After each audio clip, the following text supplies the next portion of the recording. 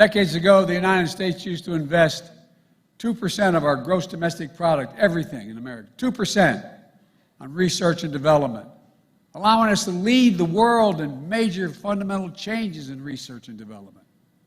Today is 0.7, less than 1%. We used to rank number 1 in the world in research and development. Now we rank number 9. China was number 8 decades ago. Now China's number 2, and other countries are closing in. This is not about good or bad other countries. It's about competition. It's about competition. That's why, with your help, I designed and signed the CHIPS and Science Act. I asked the CEOs this question. When the United States invests, and I really did, not a joke, I asked them, Marty remembers, I asked them, when the United States invests considerable resources in a new enterprise, in a new business, are they much more likely or much less likely to get in the game?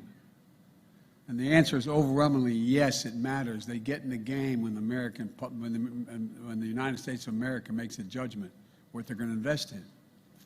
That's how we're bringing key parts of our supply chain back to America, like semiconductors. Folks, look, think how many people had no idea what the heck a supply chain was. No, I'm serious. You said 2.5 years ago, well, the supply chain, people look at, I mean, really bright people. Look at well, guess what? Because of the pandemic, when factories shut down in Asia, they had no idea they were supplying essential material to us. Shut down around the world. You know, these small computer chips, the size of a fingertip, they affect nearly everything in our lives. Our cell phones, automobiles, refrigerators, sophisticated weapon systems, everything. America invented these chips. We made them smaller, faster, and more powerful. But over time, we went from producing 40% of the world's chips down to producing just 10% of them, despite leading the world in research and design.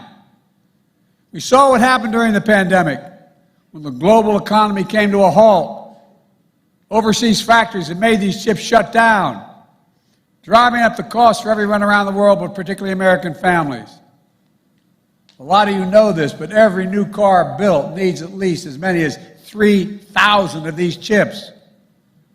During the pandemic, that's the reason car prices skyrocketed. And in some cases, new car production shut down because the chips were in short supply. But now, the private sector, at home and abroad, are investing over $400 billion in advanced manufacturing and clean energy here in America.